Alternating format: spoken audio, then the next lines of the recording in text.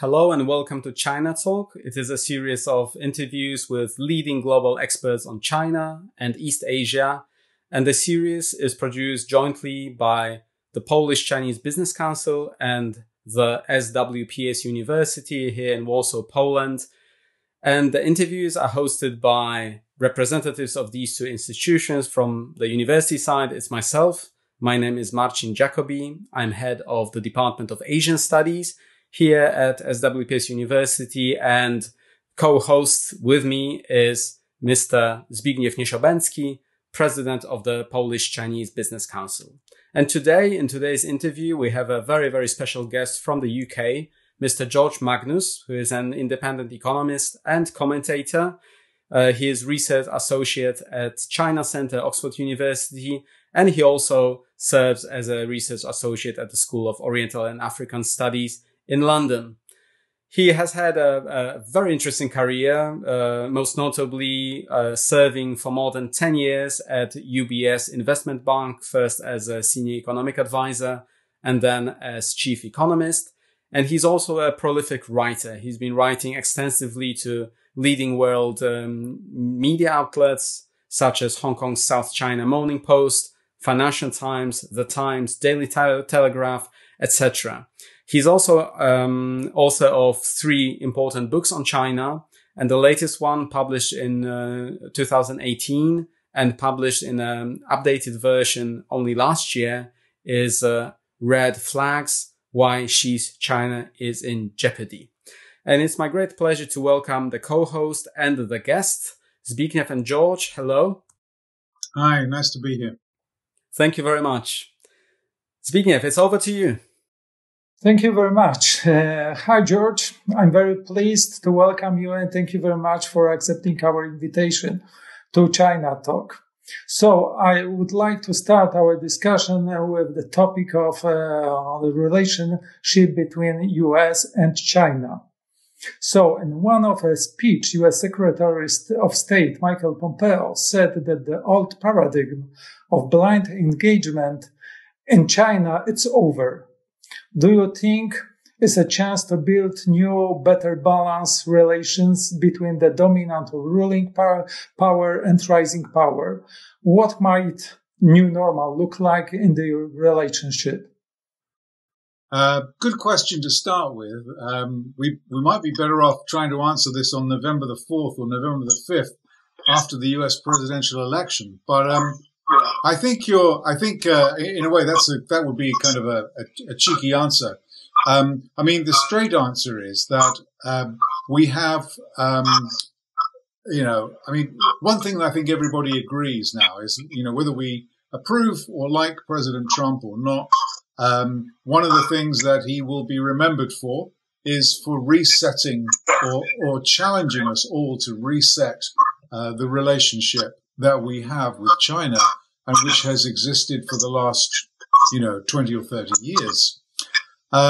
So the short answer to your question is I think it is an opportunity for us to re-evaluate what sort of engagement we want, and ditto for the Chinese, because remember, this is not just an American or European or Japanese or Korean kind of initiative to reevaluate. It's very much from the mouth and the words of Xi Jinping, who has been talking about long-term struggle and the fight for kind of primacy and so on and so forth over the long term. The problem is that, of course, there are people in Washington, equally in Beijing, who talk about decoupling. Or in Chinese parlance, it's more like self-reliance, they call it, where they are envisaging dismantling parts of the very close relationships that exist commercially, economically, culturally, and so on. And that would be something that I think we should try to avoid, if possible. So I think the challenge for 2021 and for indeed the decade ahead is really to, if it's possible, that our politicians should try to find some kind of ground with China where we think our interests are aligned, where we can work together on things like climate policies or on global healthcare, pandemic prevention, peacekeeping, all of these kinds of things that aren't really very contentious. But at the same time, we have to recognize that the relationship with China will not be the same as it used to be. That's regardless of who becomes president.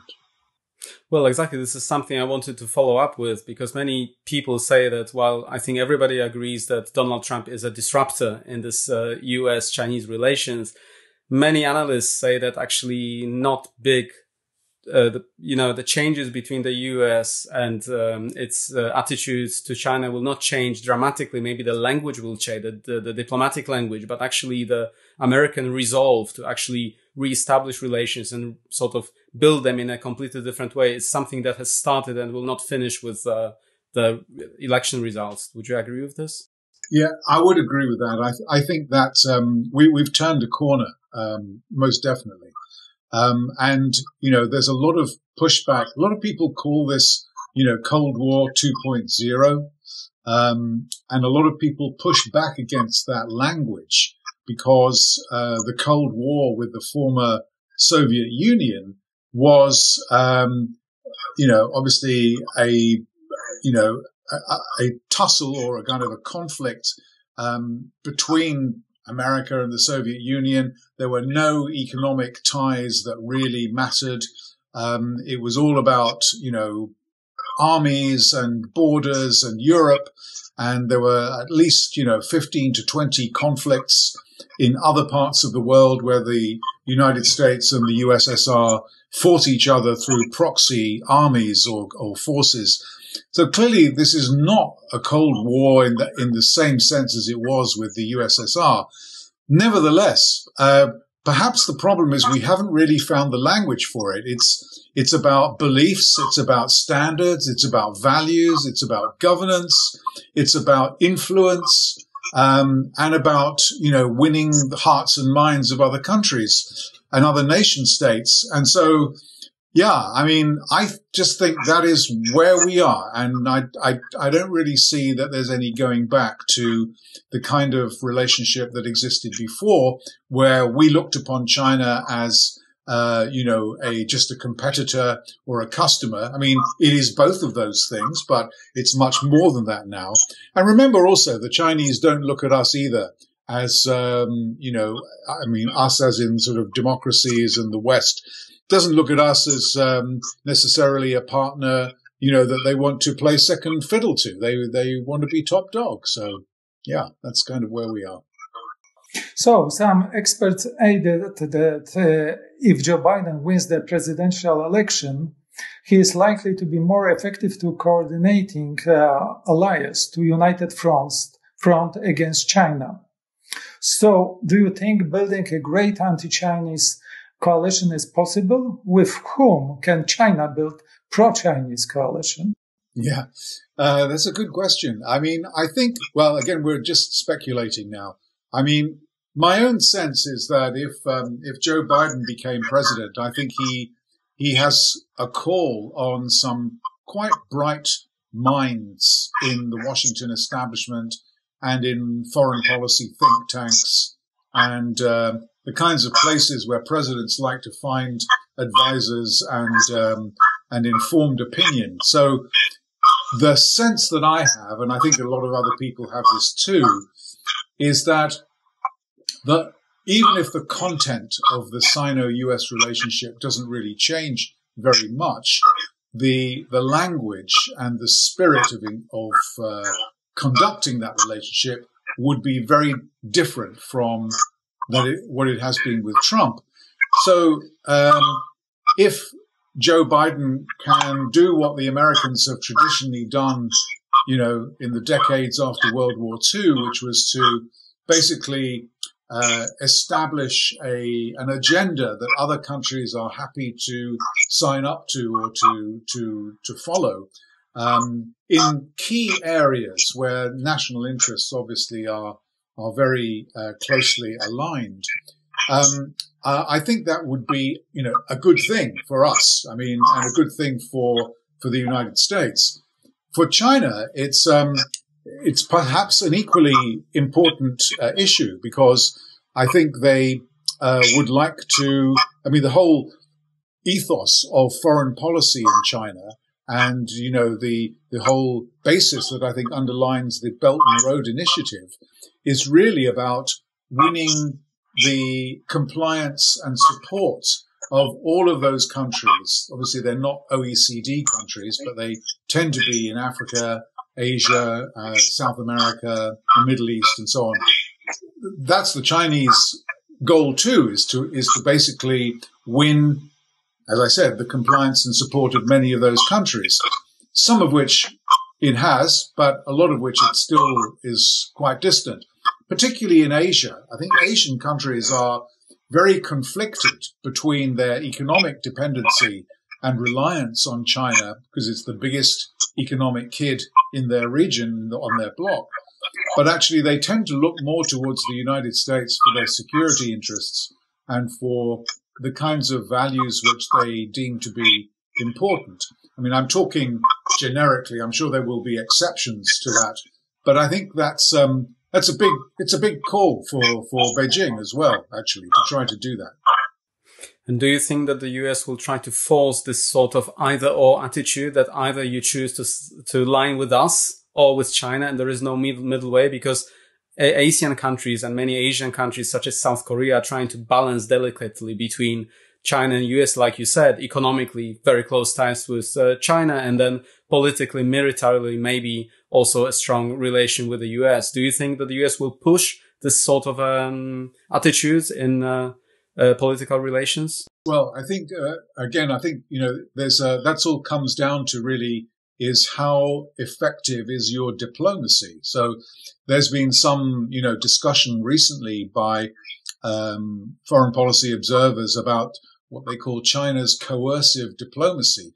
The one paper that was produced by a think tank down in Australia has documented 152 cases since 2010 in which the Chinese have used coercive measures against countries, nation states, or companies that have not or that have fallen foul of China's wishes, whether that happens to be about economic matters or about the South China Sea or about Hong Kong or whatever it happens to be.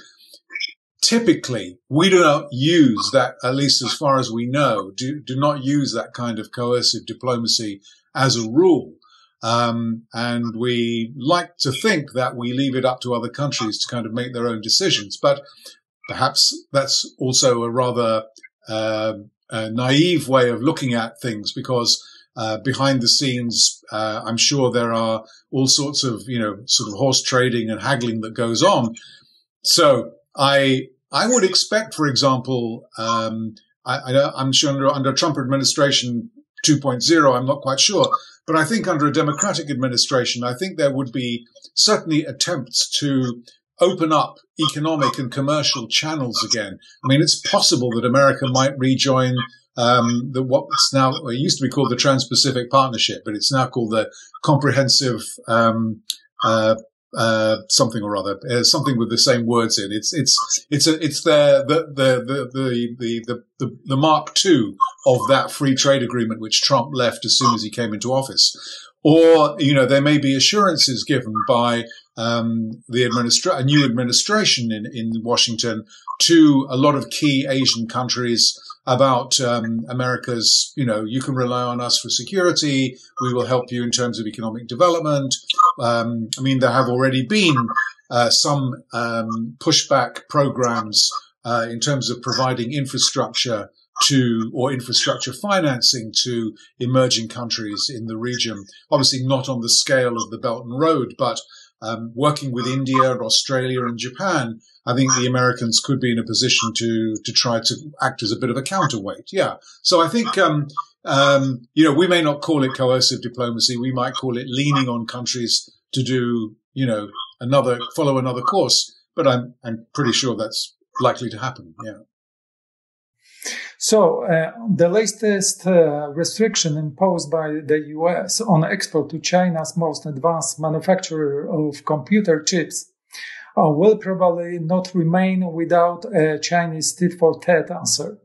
By the vision of cutting off China from traditional supply chains forces, it will revise its current development strategy. The answer to American actions could be the dual circulation strategy. So, what are its main assumptions and what will be its implications for foreign trade and investment? Which sectors will be covered by this strategy? If you could tell us. Okay. So we're going to hear much more about this during the next few weeks because during the month of October, probably the end of October, the Chinese will hold the fifth plenum, or the Communist Party will hold the fifth plenum. And that's really where a lot of these ideas for the 14th five-year plan, which will be from 2021 to 2025, are going to be fleshed out. And we'll see much more of the plan next year. But one of the platforms, perhaps the main platform in the 14th five-year plan is, as you say, is going to be this so-called dual circulation strategy, which President Xi Jinping has been talking about off and on since about May. And this is, it's kind of new and it's not new. It's about emphasizing domestic production for domestic consumption. So in that sense, it's not new because this is about another way of describing this is rebalancing the economy, which the Chinese government has been talking about really since 2007, 2008, without really making a huge amount of progress, to be honest. Some, but limited.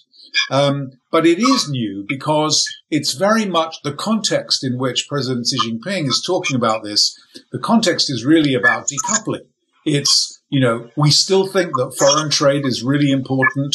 We don't want to upend globalization, but we'd like to change the way it works so that it's a little bit, you know, more friendly towards China's national interests. But at the same time, we want to pay more attention to what we produce and consume domestically, because we know that relations with the West, relationships with the rest of the world in terms of foreign trade and commerce and foreign direct investment, these things are not going to return to the way they were anytime soon. So I think Beijing knows it's facing a more subdued external environment, much less dynamic, much more difficult, and needs to basically do something to pump up the domestic focus of firms and households in China. Quite how they do that remains to be seen. And in fact, whether it means adopting an agenda which is politically difficult for them is also a very, very interesting question to ask. But in terms of your question about how will this affect foreign trade and commerce and so on, I mean, I don't see the Chinese turning their back on foreign trade and basically shutting up shop, because China it's the biggest export country in the world. For most countries, it is the number one or number two trade partner. The Chinese derive huge benefits commercially from their trade position. They want to be able to sell brands and, not just goods, but also brands to other countries. So they have a vested interest to keep, their foreign trade interests going. But as I said, I think the environment will be much more constrained. And we'll have to see also what foreign companies in China do during the next 10 years or so. Those companies that have based their businesses on developing markets in China and selling more to Chinese businesses and Chinese consumers will stay in China without any question, if they're allowed to or if they don't face any political hassle. But a lot of companies that use China in a supply chain context, may diversify to other countries in Asia or elsewhere, because the security of supply chains is something they may feel much more sensitive about in the future.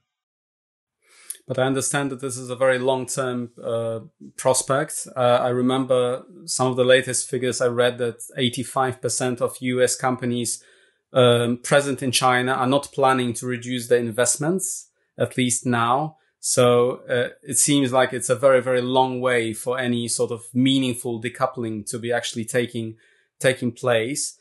And do you think that the Chinese will be able to boost domestic consumption in any short term? Because I also remember sort of COVID, post-COVID economic data showing that the production levels are very high and the China has been recuperating very fast, but domestic consumption is still very, very low and quite weak. Right. So it's true. The American Chamber of Commerce still, in its regular surveys, reveals that the vast majority of companies, have no immediate plans to basically quit China. I don't think that's the right question. The question is, in terms of planning your future investment, do you think you might be doing more investment outside China than you did in the past? Where I think the answer is actually higher, right? So other surveys, for example, UBS has an evidence lab, so-called, which basically surveys every 6 months chief financial officers and chief executive officers. They produced a survey quite recently, a couple of months ago, in which they found that about 40% of their respondents plan to either have or plan to move some of their supply chains to other countries in Asia or outside. So this is about diversification. This is not about, are you going to be in China or not? I think most companies will lobby their representatives in Washington to say, it's really important to us to be there. So I think that the idea that, I don't think we should be looking for any kind of exit from China as such, but I think it'll be interesting over the decade ahead to watch. These are long-term decisions. These are boardroom decisions. Companies are not going to make these decisions, from 1 week or even 1 month to the next. They'll have to take a lot of evidence into account in thinking about the strategic costs and benefits of partial relocation. So, too soon to tell, I think. As far as boosting domestic consumption is concerned, this is a kind of a perennial issue for economists looking at China. It's not like Chinese consumers are weak. We've been monitoring consumption growth in China for the last 10 or 20 years of about 7 or 8% per annum. So nobody will argue that, the Chinese consumer is shy. The problem is that the share of consumption in the Chinese economy is quite low. It's relative to, say, other countries with similar income per head, or certainly with OECD economies. China's income consumption share of GDP is about, as low as kind of 40%, 42%. This is a systemic problem. This is about the nature of the system in China, the nature of the economic system. And I would say it's about a Leninist economic system that actually pays too much attention to production and not enough to consumption. But is it also a cultural thing? Because Chinese for centuries were good at saving money. Is it also something that hinders domestic consumption? The habit of saving? It certainly is. It's really the other side of the coin. So if the consumption share of GDP is too low, it follows mathematically that the savings share or the household savings share of GDP is too high. And then you ask the question, why is that so? It is true that a lot of Asian countries have had high savings rate from which they have financed really very rapid economic development. So if we think about South Korea and Taiwan, India today, for example, also Singapore, Malaysia. But at the same time, you also have to think about really how do countries eventually bring their household savings rates down? And that's really about, the kinds of policies that boost the wage and salary share of income, that boost social security systems so that people don't feel they have to save for healthcare or for sending their children to school or, in case they're made unemployed. So it's the nature of macroeconomic and microeconomic policies and whether they are geared towards basically nurturing a more kind of spending-oriented society, including services, by the way. So obviously one of the big things, nobody, as far as we know, there have been stories during the pandemic about pork shortages and high pork prices in China, but nobody thinks that, the Chinese go short of food or basic necessities, but in general. But, the service producing industries in China are still very closed. It's really only in a few areas, like, for example, financial services, where foreign firms are gradually being allowed in to become competitors. You need a change. You need a different mindset in the policy environment to make that big shift. Okay, if we discuss about the supply chains, so of course there is discussion about the model, globalization versus regionalization, yes? And if we discuss about the consumption, this is the question about what will be the urbanization processes in China in next perspective. So, but now I would like to talk about Chinese ambitions and global response for Belt and Road Initiative. So, Belt and Road Initiative now includes almost 150 countries and territories around the world that have signed up to participate in this scheme. 30% of all Chinese trade is done with Belt and Road countries. Last year, Chinese non-financial direct investments to these countries and region reached more than $15 billion, accounting for almost 14% of total Chinese investments. Asian Infrastructure Investment Bank has more than 100 members, more than 90 approved project worth 20 billion of total investment. There are some of the effects of the program 7 years after its announcement by President Xi. It is a lot of a little. And what are the prospects for the future of this initiative, in your opinion? Well, it's not going to go away. In fact, it's going to be, it'll be around for as long as President Xi Jinping is around, because it's his creation, so to speak, his signature foreign policy. It's identified with him. It's in the constitution of the Communist Party and in the constitution of the Chinese People's Republic. So it's very much an integral part of him and of the party's state and status.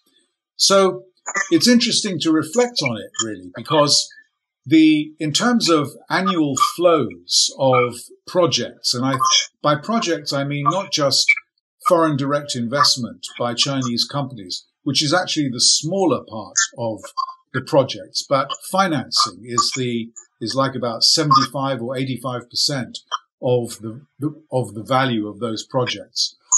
But these peaked out in 2017. So there were kind of 4 or 5 years of very, very rapid growth. And by the time we got to 2016, 17, the value of projects was in excess of $100 billion a year.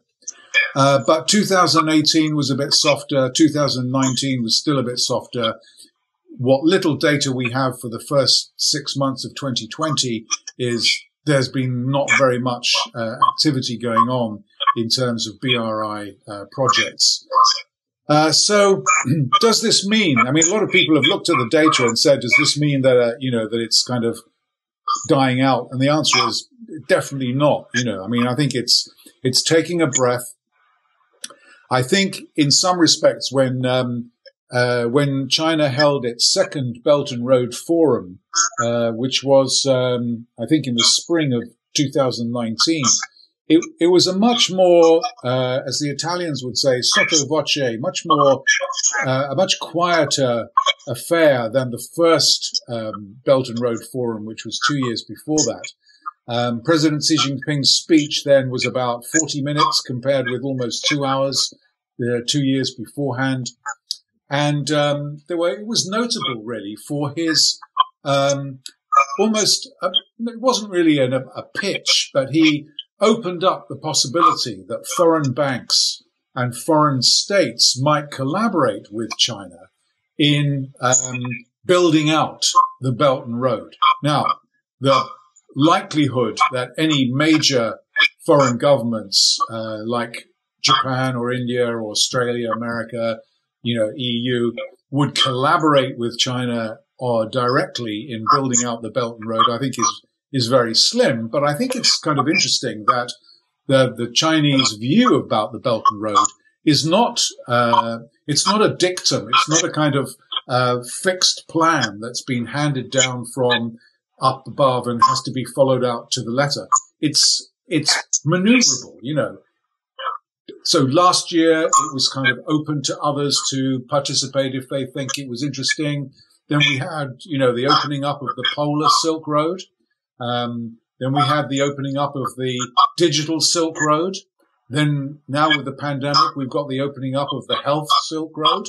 So it's possible that, the idea of the Belt and Road is changing all the time, depending on circumstances where, maybe ports and coal-fired new plants and highways and railways maybe will be a little bit less important, but it'll be more important for Huawei to sell, to win contracts for 5G, or it'll be more important for Chinese standards on artificial intelligence to be accepted by more countries, or maybe more countries will be embrace China's initiatives in terms of healthcare and pandemic control. So it's a kind of a moving feast. I think it's going to change, but I don't think we should be captured by the rhetoric that existed in 2013 to 2018. And, people were talking about $1 trillion, $3 trillion, $5 trillion, whatever dollars, I mean, these things were always rather hyped up in my view.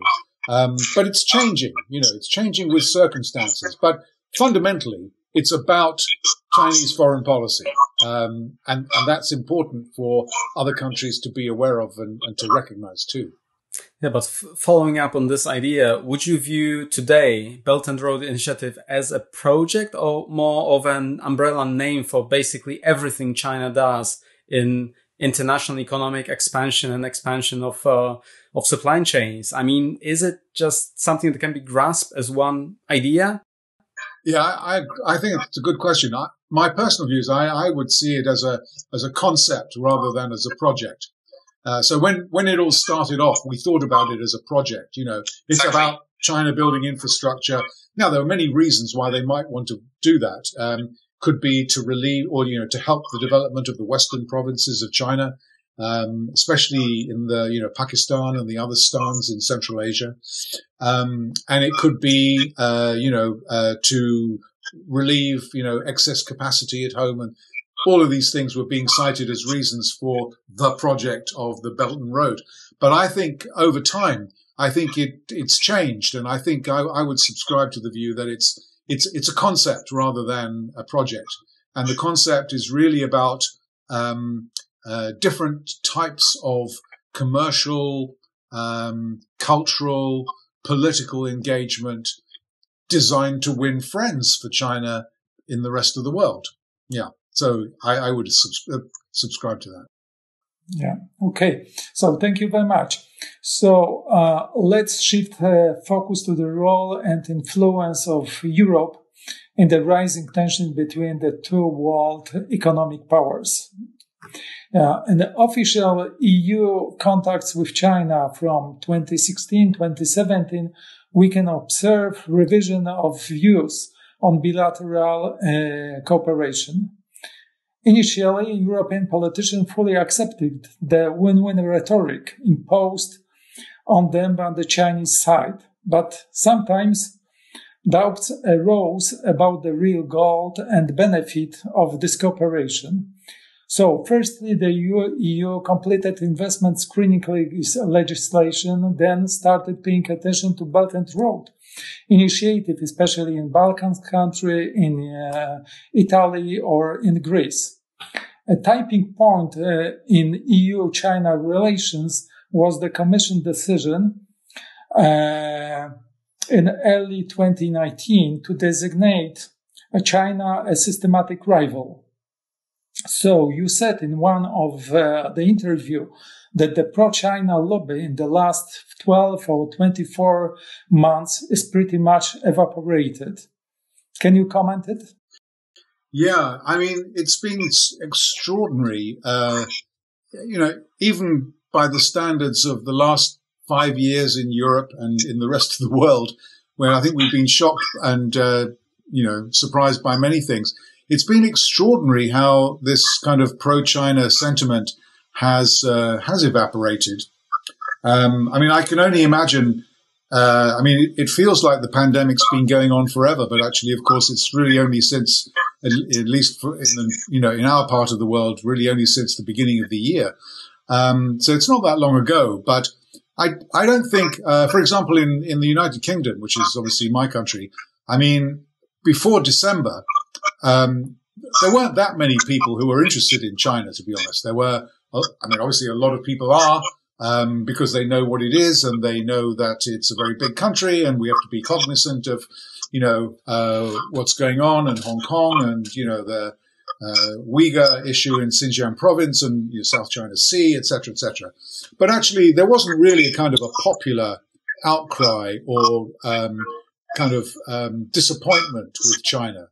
But the pandemic, I think, has changed that in ways which I didn't expect and certainly couldn't predict.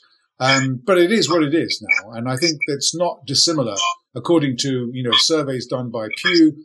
In lots of countries, people have the same kind of opinion, and I think this is reflected also in a lot of businesses. Now, obviously, there are lots of big companies that have very strong ties to and with and in China, and who have big issues with the terms under which they do business in China, but they do not want to lose their China foothold or their China business.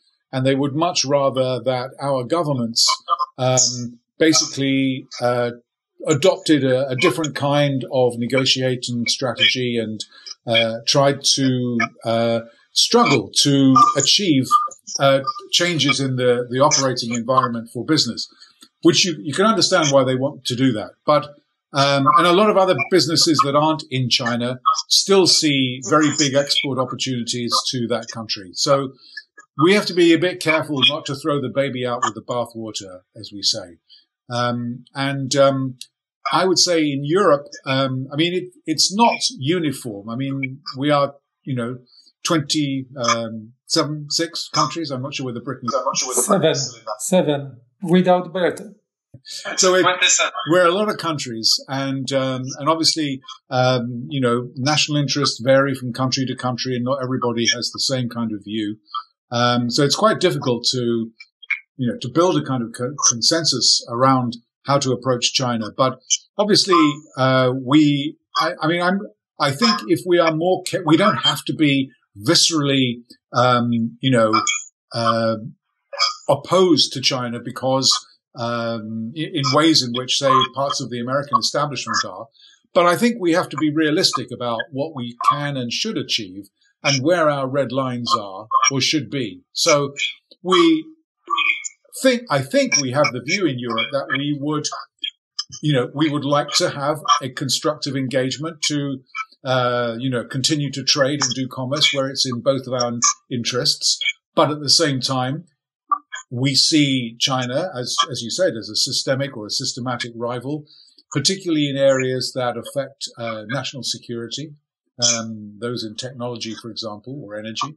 And we should be cognizant of those things. And it's possible. I don't see any reason why we shouldn't at least try to establish, if the Chinese are similarly willing, because that's a big caveat, but we should try to see, how that can be accomplished in future. Would you see that the rising tensions between the US and China could help European Union in the sort of negotiations with China? Does China need European Union markets more now with all the dangers and all the tensions on the other side of the Atlantic? Yeah, I mean, I'm not sure if anybody would actually admit to this, but certainly it's my personal experience in a very limited way, I have to say, but that the tension between the United States and China, which, obviously it's primarily at a government level, but nevertheless, it does kind of drop down towards the company level, even though relationships between companies and local governments in China are sometimes much more important than with the national government. But I think that those tensions might work to the advantage of European companies. I mean, I'm familiar with at least a couple of examples of instances where, after sort of banging on the door of local governments for a long time, two companies that I'm familiar with actually did manage to win approval for majority ownership of their what previously were joint projects. And I wonder whether that would have happened under other circumstances. But I think that the Chinese, they do whatever else, whatever else we think about China, they do like and welcome foreign investment. I mean, they want the capital, they want the US dollars that comes with foreign investment. They like the best practice, which foreign companies, both in manufacturing, in services, in banking and securities markets, they like that because it sets a good example for their own companies to follow. So there are, that's something that we can leverage off that, and Europeans, certainly can leverage off that. But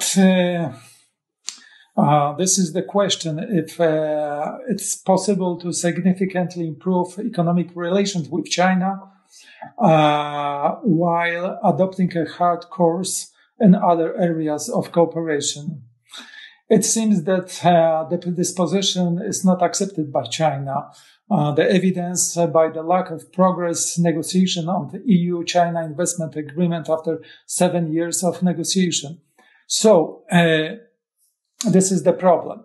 Maybe I want to discuss with you about your book, Red Flags, Why China is in Jeopardy. So, first of all, I would like to congratulate you on your book. It's very interesting, very good book. So, in this book, you have defined the 4 red flags, factors which could determine economic future. So, debt, PECs, aging, and middle income trap. So, we would like to focus in this discussion on the last 2, although I know that especially the debt will determine activity in entire areas of Chinese economy. So we told it earlier that we talked about it a lot in the previous China Talk part with Tom Orlik, chief economist of Bloomberg. But I'm very curious. What is your view on the debt issue, debt problem, especially now in the pandemic time? Well, I think as I'm sure Tom referred this and talked about this in his interview. And a lot of people have been expecting sort of the collapse of, the Chinese economy or the financial system for a number of different years, and it hasn't happened. In fact, it's probably become rather less likely over the last 5 years than it has become more likely. But having said that, I'm not persuaded, because I don't think, again, it's the right question, because obviously the state pretty much owns the banking system. There is not going to be a Lehman's kind of moment in China, because it would be too damaging, too threatening, too much loss of face. And the consequences for the Chinese financial system would probably be dire, at least as dire as they were for our own in 2008, 2009. So I think the idea of a financial collapse, even though, you can never say never. I mean, the likelihood of that happening in China, I think, is pretty small. Having said that, there's no question that they have a financial problem, which is that they have too much debt, too rapid debt accumulation. It slowed down after 2017 for a couple of years, but actually it's speeded up again in 2020, partly because of the pandemic. So there's too much debt. Too much debt means there are a lot of bad loans in the banking system. We also know that of the 4,500 banks in China, we think that the big five banks are pretty much taken care of. They don't really have big issues. What we know from their balance sheets, publicly made information, is that their funding structures, in other words, how they raise their deposits, is pretty stable. But that does not apply to many of the 4,400 other banks. And in fact, in 2019, 5 banks had to be saved or taken over or recapitalized because they got into trouble. These are mostly minor banks that nobody had ever heard of outside of China. And the reason they got into trouble is because they are far too dependent on wholesale or short-term funding for the loans that they've got. In other words, they're reliant on repurchase markets, on wholesale funding, on other banks, basically short-term, overnight, 1 week, 2 week loans. So the problem with banks is you get a banking crisis normally, not because the banks are insolvent, but because they become illiquid. And China's financial problem, I think, in the future is twofold, really. The first is to try to ensure that there is not a liquidity crisis in the Chinese financial system, which gives rise to a contagion which the People's Bank of China finds it difficult to stop. Okay, so that's so far so good, but actually it is still, as fast as debt is rising, the more the People's Bank of China has to be vigilant about this. The second problem is a much more structural issue about debt in the economy. So even if the Chinese can keep their debt burden going, they can have accounting regulations that mean that banks don't ever have to recognize bad debt, say, or they can evergreen the loans from 1 year to the next, to the next, to the next. The problem is that somebody, sometime, always has to pay for the debt. And whether it's consumers through higher taxes or lower interest rates, or companies through higher taxes, or local governments and state government through bigger debt burdens that have to be cut back, eventually the debt is like a dead weight on your potential growth rate. So my view is that in the 2020s, China's growth rate is going to slow down quite considerably. And Rogoff and Reinhardt, who are, two American economists who wrote a lot about debt after the financial crisis in 2008, 2009, the IMF, the World Bank. I mean, it's widely recognized, I think, that eventually debt will constrain your growth capacity. And so that I think is the medium to longer term issue for China about debt, if they can avoid future banking issues. George, but a very short comment or question. Don't you think that bad debts, corruption, also wasting a lot of financial resources by the government on different projects that sometimes are not successful is also part of the development model of China? If you look at China from 1980s, I mean, there has been lots of money wasted, but somehow it seems to be part of the deal. It is. And the question you ask, is something which actually I'm sure that you know, and maybe your listeners, have read or read. Very prominent Chinese or economist in China called Michael Pettis, who's written a lot about this actually, and about how, unviable. I mean, the unviable investment actually obviously can keep going for a very, very long time. But it makes you very inefficient, and it makes you waste and misallocate resources for which there is a price in terms of, reduced economic growth and inefficiency. I mean, the Soviet Union was a classic example of, they landed, they were the first to put a dog into space. They were the first to put a man into space. Their engineers, their mathematicians, their scientists, were not idiots. They were very, very smart people, but they had a systemic problem about resource misallocation, which, eventually found them out. And I think that this is the same kind of thing in China. It doesn't mean Chinese can't do smart things or achieve great accomplishments in certain areas. But I think if you do not write off uncommercial or unviable projects and debt in a reasonable period of time, I mean, Western countries make terrible mistakes in economic policy. The housing bust in 2008 in the United States and Britain and elsewhere was awful. But bad as it is, we allow these things to happen because it's, they cleanse the system, and you get rid of a lot of the dross and the rubbish that builds up in previous booms. And you have to be able to write things off and to make losses.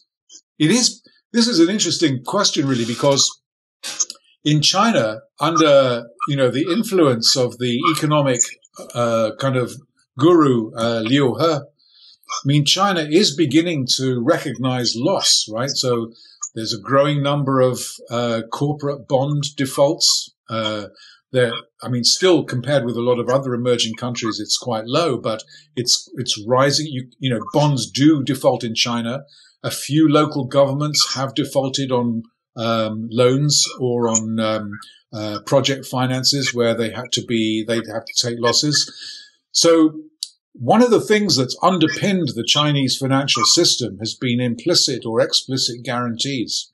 And as these guarantees evaporate or begin to decline, it makes the financial system kind of more vulnerable. In a way, you want this to happen because it's the way the financial system becomes more resilient. But the costs of allowing it to happen may not be something which is politically acceptable. I don't know. We will see in the next few years how that works out. Okay, thank you very much. So maybe in the context of debt, it's worth to underline that China's bailouts package is rather small. Yes, this is only 4.5% of its GDP. In comparison with other countries, it is not so much. So we got that information that we must finish. So I have two questions. One question about aging, and the second question about middle income trap as the two your red flags.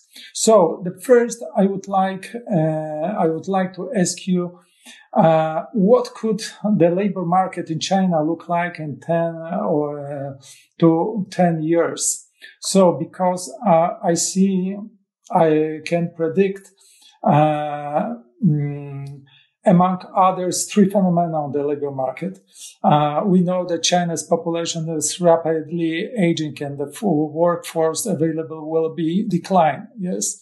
The second, that in China is very low labor productivity, especially state-owned companies. So improved company productivity in industry will reduce the new need for the new workers. But, and thirdly, that the share of services in the structure of China's GDP is only 53%. Yes, while in the developing countries, this ratio is between 70 and 80%.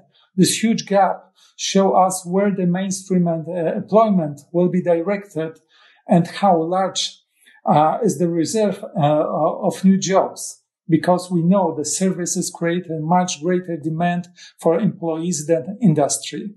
So, your view about the prospect of labor market in China? Yeah. So we have to be brief, obviously. I mean, the demographics of this, I mean, some of these are not unique to China, of course. A lot of countries have these similar problems. But the demographics in China are quite interesting because, by many metrics, China is the most rapidly aging country on earth. Not the oldest, but most rapidly aging. So, in other words, the age structure is rising very, very quickly. And we know that the labor force is already declining. It turned in 2012, and it's going to decline every year pretty much for the foreseeable future. So what this basically means is that China has an amplified problem that everybody else has as well, which is too few children growing up to become workers to take the place of the people who are retiring. And the retirement age in China is very low. It's 60 for men and 50 or 55 for women, depending on what kind of work that they were doing. So the problem, in a way, is that China could be running into skill shortages and labor shortages in the future. One of the many things that we don't know is whether automation and robotics and AI will alleviate that problem in the future. And to what extent, maybe it'll do too much to alleviate the problem and there'll be too many people with nothing to do. Or maybe we are exaggerating the effect to which, robots and machines will take over work, and there'll still be a lot of occupations and things that we need, cognitive skills to do, personal interaction, etc., etc. So China it's got a couple of things it needs to do. It needs to develop a stronger social security net, which it hasn't been willing to do so far, at least. It needs to develop more education and training for people in work, and it needs to facilitate a higher retirement age so that it can basically resolve labor shortages or skill shortages in those areas where they may begin to appear, because they aren't all going to be in manufacturing. And in fact, one of the things the pandemic has brought out has been the vulnerability of labor in China, in terms of the speed with which people can lose their jobs and be sent back to the countryside, or told to stay in the countryside where they have nothing material to do. So I think it'll be quite a challenge, really, to keep full employment in China.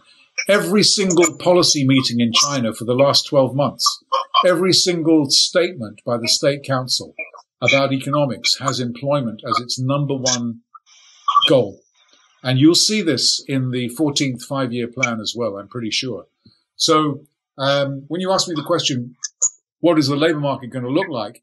I think I don't really know what it's going to look like. It'll experience a lot of the challenges that our own labor markets will experience because of demographics. But whether they will be able to claim and boast full employment in 10 years' time is a moot point. I'm not sure about that at all. Mm-hmm. So, and maybe the last question is about middle income trap. So to bypass this trap, China will have to struggle and boost productivity and shift towards higher value-added sectors. Yes. So Therefore, China systematically increasing spending on research and development and reducing the gap to the other countries. But the bottleneck, however, is spending on basic research, which is a much lower level than in competing countries. This causes constant dependence on the import of technologies from US, Japan, South Korea, and Taiwan. Do you think this, what do you think this Chinese limitation result from? I assume that it isn't only money. It isn't only money, as you say. And I think, so my view about this, I mean, I can't say I'm completely confident in my view about this. And it's quite possible that China will disprove what many of us think, which is that no authoritarian state-directed economy has managed to become rich yet on the basis of what economists call total factor productivity, which is it's the bit that we can't measure, but that makes labor allocation and capital allocation kind of blend and work together in a very productive way. So it's about technology, about technical expertise and so on. So I don't doubt, for example, that, that China will be able to deploy technology to a very, in very effective ways that'll help some sectors and companies.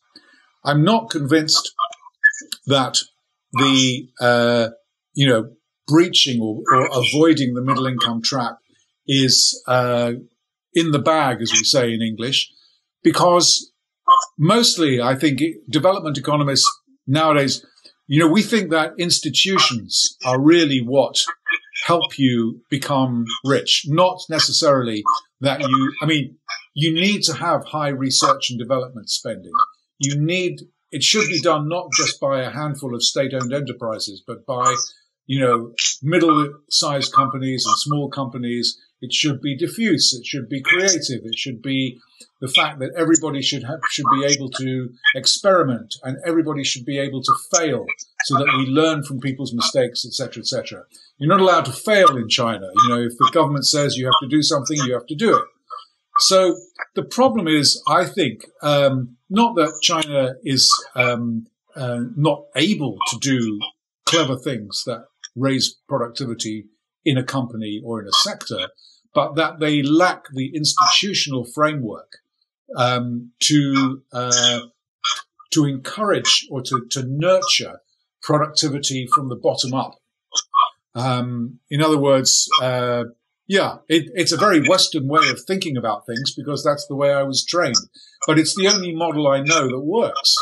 So my feeling is, if you're going, we often talk about this in very kind of general terms, is that you can do a lot of economic reform, but there always comes a point where you have to do political reform as well to make the economic reform work.